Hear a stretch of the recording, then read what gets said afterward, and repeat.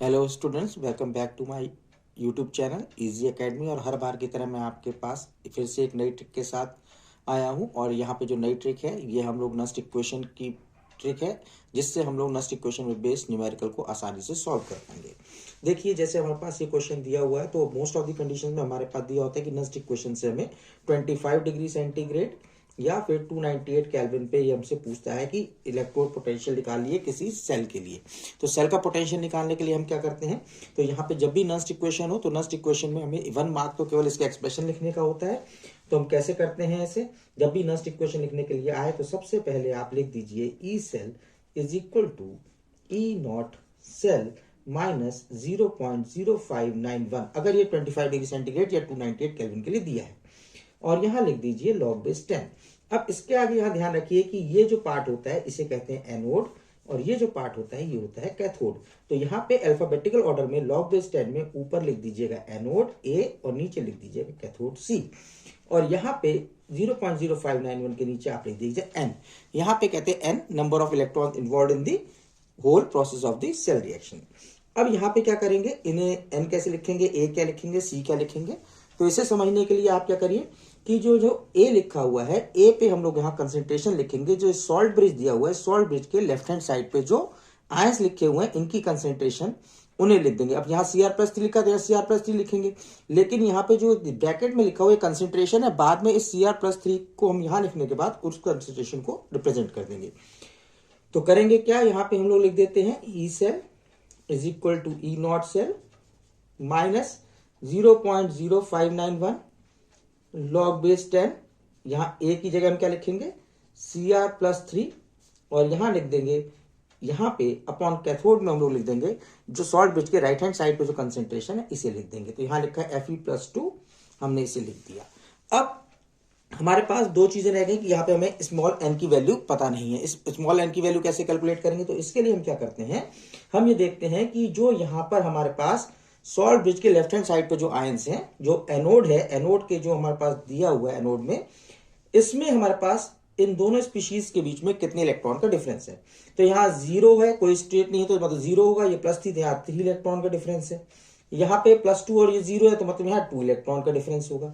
अब करते क्या है कि यहाँ पे हम इन्हें इलेक्ट्रॉन्स को बराबर करते हैं।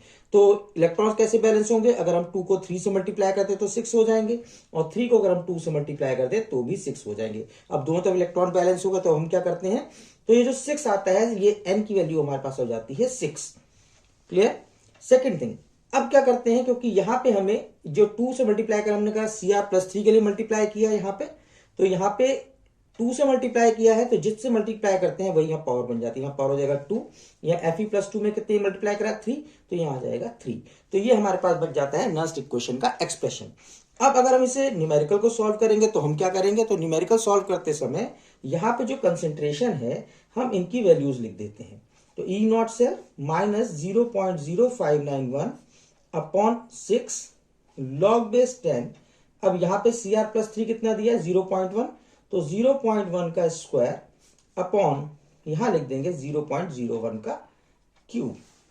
अब इसे हम लोग सॉल्व कर लेंगे, जो हमें मेथड आते हैं कि मतलब लॉग की वैल्यू कैसे हम सॉल्व करते हैं। मैंने लॉग टेबल की एक ट्रिक पहले भी डाली है, आप उसका यूज करके इसे सॉल्व कर सकते हैं। अब बात क्या आती है, ई नॉट सेल कैसे निकालते हैं।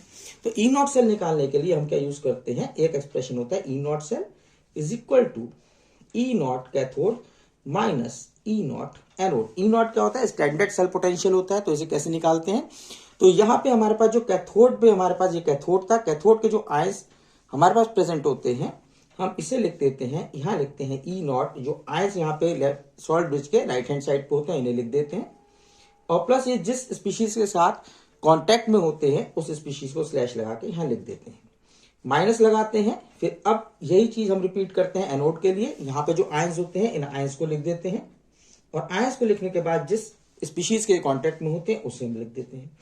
अब क्या होता है कि हमेशा हमें आपको ऐसी वैल्यूज नहीं दी होती, तो उस कंडीशन में अगर ये वैल्यूज गिवन नहीं होती तो क्या होगा, कई बार हमारे पास एग्जाम में क्वेश्चन के अंदर ई नॉट Fe और Fe+2 की वैल्यू दे देते हैं रादर देन Fe+2 Fe की। तो परेशान नहीं होना है, आपको क्या करना है, जो इसकी वैल्यू दी है, सपोज मान लीजिए इसकी वैल्यू उन्होंने दे रखी है x वोल्ट, तो आपको इसकी वैल्यू निकालने के लिए क्या करना है कि ई नॉट लिखिए Fe+2 लिखिए, Fe लिखिए, और जो ये वैल्यू गिवन थी इसका बस अगर यहाँ प्लस लिखा है तो इसका -x कर दीजिए, और अगर ये माइनस लिखा है तो इसे +x कर दीजिएगा, x वोल्ट कर दीजिएगा, इनके केवल साइन चेंज कर दीजिएगा और आपके पास ये वैल्यू आ जाएगी। तो इस तरीके से आप इनके वैल्यूज निकाल लीजिए, इससे ऊपर वाले एक्सप्रेशन जो अभी हमने निकाला था यहाँ पे पुट कर दीजिए और सॉल्व कर लीजिए, आपके पास आंसर आ जाएगा। तो यही है हमारे पास नॉन स्टिक क्वेश्चन को सॉल्व करने का बेस्ट मेथड। अब देखिए यहाँ पे हमारे पास बहुत सारे क्वेश्चंस दिए हुए हैं। अब इन क्वेश्चंस को अगर हम देखें तो देखो इस वाले क्वेश्चन में आपको दिया हुआ है Zn+2 Cu+2 एंड Cu दे रखा है। तो अब हमें पता है कि इस क्वेश्चन में क्या गिवन है कि ये जो क्वेश्चन है यहाँ पे हमारे पास देखें तो ये Zn+2 दिया, Cu+2 Cu दिया हुआ है। तो यहाँ पे Zn+2 एनोड पे है तो ये ऊपर आ जाएगा, Cu+2 है तो ये कैथोड पे है, नीचे आ जाएगा। क्या है, इन दोनों में इलेक्ट्रॉन्स बराबर हैं तो इनमें कोई चेंज नहीं होगा, नंबर ऑफ इलेक्ट्रॉन 2 रहेंगे तो यहाँ पे 2 आ जाएगा। ऐसे इसके अलावा अगर देखिए हमारे पास और क्वेश्चन आता है। नेक्स्ट क्वेश्चन है Ni+2 Ag+ एंड Ag दे रखा है, इसे सॉल्व करेंगे तो Ni+2 एनोड पे है, ये ऊपर आ जाएगा, Ag+ नीचे आ जाएगा। Ag+ और देखें तो यहाँ पे +1 इलेक्ट्रॉन का चेंज है, यहाँ पे 2 इलेक्ट्रॉन है तो इसे बराबर करने 2 से मल्टीप्लाई करना पड़ेगा तो Ag+ की पावर 2 हो जाएगा। तो यहाँ +2 हो जाएगा, +2 होने के मतलब कि जो हमारे पास Ag+ है इसकी पावर 2 हो जाएगी, और जो Ni+2 है इसमें कोई चेंज नहीं होगा, 2 इलेक्ट्रॉन्स है तो n की वैल्यू 2 हो जाएगी। अगेन हमारे पास देखिए क्या दिया है, नेक्स्ट Al+3 Ni+2 Ni दिया है, तो इसमें भी सेम क्या है, ये हमारा एनोड वाले हैं तो एनोड वाला ऊपर चला जाएगा, कैथोड वाला नीचे आ जाएगा। यहाँ पे सेम पहली वाली कंडीशन है जो हमने अभी यहाँ पे शेयर की थी आपके साथ कि यहाँ पे मल्टीप्लिकेशन करना पड़ेगा, इधर हमें 3 से मल्टीप्लाई करना पड़ेगा, इधर 2 से मल्टीप्लाई करना पड़ेगा, तो Al+3 पावर 2 हो जाएगा, Ni+2 की पावर में 3 हो जाएगा और टोटल नंबर ऑफ इलेक्ट्रॉन 6 हो जाएंगे। ठीक इसी तरीके से नेक्स्ट क्वेश्चन हमारे पास आता है। नेक्स्ट क्वेश्चन में हमें दिया है Mg+2 Cu+2 एंड Cu दिया है। तो यहाँ पे देखिए कि हमारे पास 2 इलेक्ट्रॉन्स इन्वॉल्व हैं, Mg+2 ऊपर आ जाएगा, Cu+2 नीचे आ जाएगा, नंबर ऑफ इलेक्ट्रॉन्स 2 हो जाएंगे। इसे हम सॉल्व कर सकते हैं। अब नेक्स्ट क्वेश्चन हमें दिया है Ag+ Cu+2 एंड Cu। यहाँ पे Ag+ है, यहाँ पे Cu+2 है, तो यहाँ पे हमें 2 से मल्टीप्लाई करना पड़ेगा, Ag+ ऊपर रहेगा तो Ag+ की पावर 2 हो जाएगा, Cu+2 अपॉन में है तो ये नीचे आ जाएगा। लेकिन एक बार ध्यान रखिएगा, जब बोर्ड एग्जाम में क्वेश्चन आया था 2013 में तो इसकी वैल्यू E0 सेल की यहाँ प्लस दे दी थी 0.46 वोल्ट, जो पॉसिबल नहीं होती, फिजिबिलिटी नहीं होती। ये क्वेश्चन गलत हो गया था बोर्ड एग्जाम में, लेकिन अगर ये सही होता है, इसकी नेगेटिव वैल्यू गिवन होती तो हम इसे कैसे सॉल्व करते, तो यही मेथड हम अप्लाई करते और इसे हम सॉल्व कर लेते।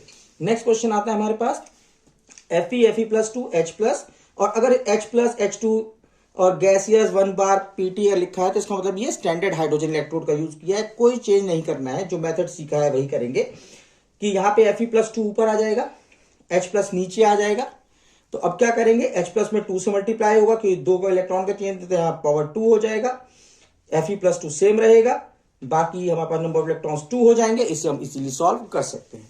नेक्स्ट हमारे पास बात आती है, नेक्स्ट क्वेश्चन है Mg+2 Cu+2 Cu। Again same condition है, तो यहाँ पे Mg+2 ऊपर आएगा, Cu+2 नीचे आएगा, इलेक्ट्रॉन सेम है, कोई चेंज नहीं होगा, पावर कोई नहीं लगेगी, नंबर ऑफ इलेक्ट्रॉन्स 2 हो जाएगा, n की वैल्यू 2 हो जाएगी।